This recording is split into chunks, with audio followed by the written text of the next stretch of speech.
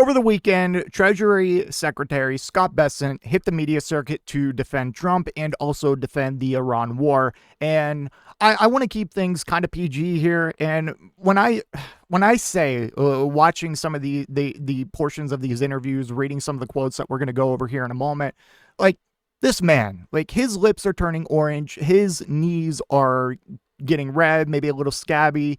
He has been stuttering, bumbling. Dude is losing it, and he knows they messed up, but he's out here still defending Trump, still defending this war, and gaslighting the American people. And it is certainly something to behold. He is doing tricks on it. All right, quite literally. Okay. Now, I want to go over some of those said quotes. This is his response to, so over the weekend, the Robert Mueller, the person who was responsible for investigating Trump for the election interference regarding the 2016 election, who also concluded that Trump can't, like, there's not enough evidence to charge or prosecute Trump or anything like that. He passed away, and Trump just comes out and says, like, I'm glad he's dead. Good. He can't terrorize people anymore. It's like, that's up there with when, on, I think it was Thanksgiving morning, first thing in the morning, Trump's already true socialing up a storm, and he's like, happy Thanksgiving to everyone or something. But like the seriously retarded governor of Minnesota, Tim Walz, it's crazy. Like, this is our president, and this is how he conducts himself. It's insane. But anyways, let's look at the quotes regarding that. He said, I think that given what has been done to President Trump and his family, it is impossible for either of us to understand what he has been through, Bessent said during a Sunday appearance on NBC's Meet the Press. So is this Scott Bessent showing empathy? Or are you showing us you know what empathy means? Why can't you show empathy to other things that isn't some orange pedo? Why can't you show empathy towards the millions of people that lost their healthcare coverage or got kicked off of food stamps, or maybe the people that were indiscriminately bombing in Iran? Where's your empathy there? Where's your empathy there? It's nowhere to be found. I was with the president in the green room at Davos, and there was a video playing of what may have been an illegal raid on his home at Mar-a-Lago. What do you mean an illegal raid? They had a warrant. They're going through his wife's wardrobe I'm sorry, but when your house gets raided, they tend to go through everything. They probably went through Trump's wardrobe too. Like, what are we talking about here? How is that relevant? Bessent, and act like Trump gives a shit about his wife. Jesus Christ, man. Bessent told moderator Kristen Welker on Sunday, and I watched a look in his eye, and I think that neither one of us can understand what has been done to the president and to his family, the Treasury Secretary added. Like, I remember when Charlie Kirk got shot, got murdered, got assassinated. The conservatives were getting people fired from their jobs for celebrating Charlie Kirk's death, or saying, like, why should we care? He was a Nazi, and he was someone who was openly racist, openly homophobic, openly transphobic, and sexist and misogynistic. Like, I'm not just throwing these words out there just to disparage him. If you want me to, I can show you a clip, several clips to support each one of those. Each one of those names I'm calling him. Like, he was a full-throated Nazi defending this Nazi regime. And when people were like, oh, but just normal people were like, oh yeah, fuck that guy, you guys fucking broke down. And now Trump, the president of the United States, gets to just say, good, I'm glad he's dead, to freaking Robert Mueller. Oh my goodness. Anyways, moving on. Treasury Secretary defends U.S. military actions in Iran. Sometimes you have to escalate to de-escalate. This was something. Treasury Secretary Scott Bessent on Sunday defended the strikes on Iran's infrastructure since U.S. and Israel began their joint war against the country in February, saying, sometimes you have to escalate to de-escalate. Yeah, well, we have a bunch of psychopathic monsters who think that our military is capable of achieving the goals that they set out. I mean, there's not even clear goals anymore. They're shifting, they're moving around because we can't achieve any of the goals that we set out. Like, what do you mean we have to escalate to de-escalate? Escalate by harming millions and millions of civilians? which is going to lead to Iran retaliating. And I'm not defending attacking civilian infrastructure, but when Iran lashes out and starts bombing desalination plants and the power grid of other countries that have U.S. military assets and are directly involved in this war via those assets, I don't want to hear it. I just do not want to hear it. Okay, like, I will give Iran a much bigger leash than I will give the people who are offensively and illegally attacking them. I will always, same with Ukraine, I will always give a bigger leash to the defenders, especially when they are responding in kind. Bessent defends Trump's rhetoric, saying, "It's the only language the Iranians understand." Like, go look at Iranian statements from their officials pre and during the war, and you tell me who, and compare that with what our officials are saying. You tell me who like is only speaking in the language of violence. Are you kidding me? Like, we're the ones that illegally attack them, even though our own intelligence and everything supported that they weren't going to have a ballistic missile that could even reach us until 2030. And there wasn't any evidence that they were even trying to get that kind of range. They weren't building a nuclear weapon. They weren't going to attack us. So I just, like, come on, man. Come on. Bessent on Sunday also addressed comments he made this week about Karg Island, a critical hub for Iran's oil production, in which he told Fox Business the military assets on Karg Island were destroyed, adding, "We will see what happens with whether that eventually becomes a U.S. asset." So just openly threatening a land invasion, even though conservatives are trying to bend themselves into a pretzel, saying like, "Oh, you see, you got to understand that if we deploy ground troops and occupy Karg Island, that's not boots on the ground because it's an island." Bessent also, this is a good one where I still, like, I've read this like 20 times and I still can't understand what the point he's trying to make here. This is the stumbling and bubbling and stuttering I was talking about, because he's losing it. He knows he's in the wrong. They know they screwed up, and he has no way to defend it. Like, this is generally a decently spoken dude. As much of a monster he is a lot more intelligent than Trump and a lot of the people he surrounds himself with. Bessent is one of the smarter people in the administration, not smart in like a good way, like smart in a sadistically evil way. So Bessent also defended the Treasury Department's decision last week to ease certain sanctions on Iran by permitting the sale of Iranian oil currently stranded at sea, as the Trump administration seeks to address rising energy costs. Quickly bring approximately 140 million barrels of oil to global markets and help to relieve the temporary pressures on supply caused by Iran. Caused by Iran? It was caused by us. Everything that's happening right now was a result of our actions. Iran is just responding in kind. They are following us up the escalation ladder. We aren't following them. We are setting the escalation ladder. Every time there is an escalation, it is from us. Quickly, already read that. The oil the U.S. is allowing to be sold, Bessent said Sunday, was always going to be sold to the Chinese at a discount. "We had always planned for this contingency and called the move jujitsuing the Iranians by using their own oil against them. Iran already gets a huge amount of the money because Iran is the largest sponsor of state terrorism, and China has been funding them." Like, nothing there made sense. Nothing there made sense. Also, Iran is not the biggest state sponsor of terrorism.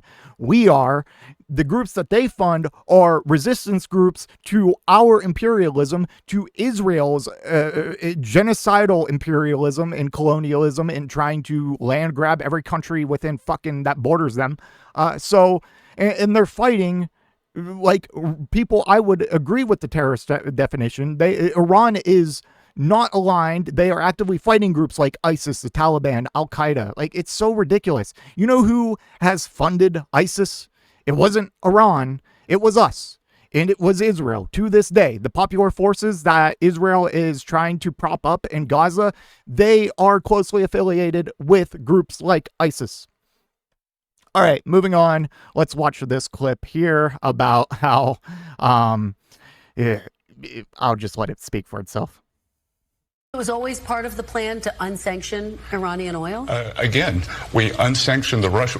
At Treasury, we plan for all contingencies. We have break the glass plans, and to be able, this oil is floating out in Asia, and it is mostly our Asian allies. The U.S. gets virtually no oil from the Gulf. We are energy sufficient.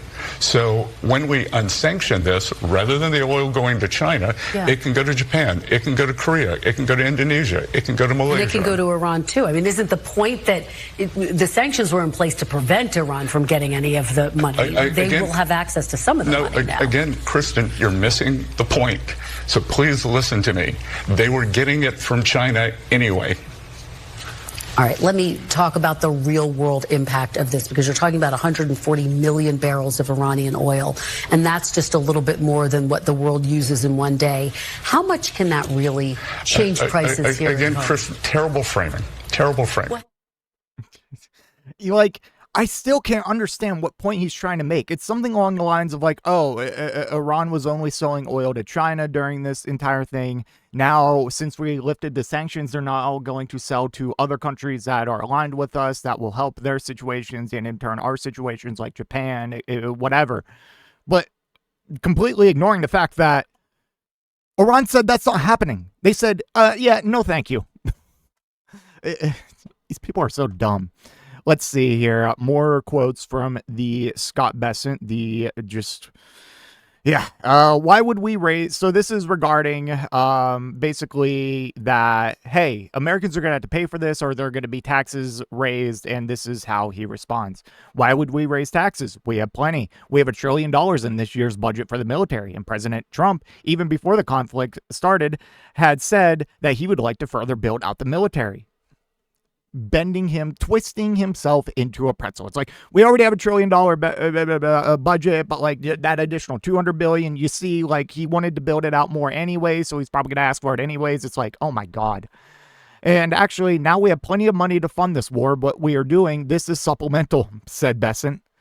Dude, cope harder. President Trump has built up the military as he did in his first term, as he is now doing in his second term. And he wants to make sure that the military is well supplied going forward. Yeah, too bad they're like, our interceptors like are crucially low. And Trump has single-handedly shown the paper tiger that our military is. Trump will take whatever steps it takes to achieve stated U.S. goals, including destroying Iran's Air Force and Navy, denying it the ability to have nuclear weapons, and their ability to project power internationally. There has been a campaign to using military assets to soften up the Iranian fortifications along the strait that's going to continue until they are completely demolished. Bessent said, sometimes you have to escalate to de-escalate. We already covered that quote. And here is the last clip that I will part ways with you on, and it's just another great one of just straight lies, cope, and BS. The American people, they are beginning to understand, thanks to President Trump, that there is no prosperity without security. I heard you say 50 days. Are you saying that prices could start to come down? No. What's the time frame? I was just picking a point. I don't know whether it's going to be 30 days. I don't know whether it's going to be 50 days. I don't know whether it's going to be 100 days. But to have 50 years, peace in the Middle East, and know that the Iranian regime is defanged, because, Kristen, what we had before was the illusion of security. Imagine this regime, if they had had another year or 2 years to build out their missile capabilities, they would have built a shield around themselves, and it would have been impossible to prevent them from getting a nuclear weapon. It's almost like they've kind of already built a shield around themselves. And why would they build a shield around themselves? It's to protect their own sovereignty from us. Iran was never going to go ballistic and start trying to take over the Middle East. That just was not going to happen. This whole rhetoric about how, dangerous Iran was, it was all a lie. We are the danger in the Middle East. We are the ones that have been creating instability in the Middle East for like 100 years now. Okay? And we can't comprehend when people want to fight back against that. We don't know how to be like, to rationalize it, so we just brush them off and use more force and just call anyone who takes up arms against us as terrorists and sponsors of terrorism. Like, could you imagine if the same was happening here at home? For the past 100 years, we've been fighting tooth and nail for our sovereignty from some big-ass empire thousands of miles away. Like, I don't get it, man. Regarding like military money, Americans have already been paying for endless American imperialism for decades via austerity, and you guys put that into overdrive with the big beautiful bill, and now the war in Iran. Like, while we're still giving giant tax breaks to the top 1% and in major corporations, we are still cutting Medicare, cutting Medicaid, cutting SNAP, cutting energy and infrastructure projects, cutting cancer research, cutting FEMA funding, cutting the National Weather Service. Like, we are already paying for it. And it's going to be a lot worse with the debt and the deficit when that really matters, because the world abandoned the dollar as the world reserve currency and no one wants to fuck with us anymore. Like, journalists really in general need to start pushing back on this nuclear weapon bullshit regarding Iran, because that seems to be one of the sticking points of why we entered this war. They need to address that Iran was not building a nuke and did not intend to build a nuke. This is supported by their own domestic policy and their own statements. This is supportive by how what terms they were agreeing to behind the scenes in the negotiations. This is supported by the IAEA. This is even supported by our own U.S. intelligence. And journalists really need to start pushing back on the danger of Iran having a nuke. Iran was not going to do some nuclear first strike if they were building a nuke, and they did acquire a nuke. It was to guarantee their own sovereignty, because we have been fucking with it since 1953. Because history shows that if you just build a nuke, shit like this doesn't happen. You get to retain your sovereignty. Yeah, that's all I have. Let me know what you think in the comment section down below, and I will see you in the next one. If you made it to this point in the video, I just want to give a special thank you. If you enjoyed it, please hit that like button down below, and if you really enjoyed it, maybe consider hitting that subscribe button while you're down there. I want to hear your thoughts in the comment section. I will try to reply to any and all comments that I can. Until next time, watch that video on screen.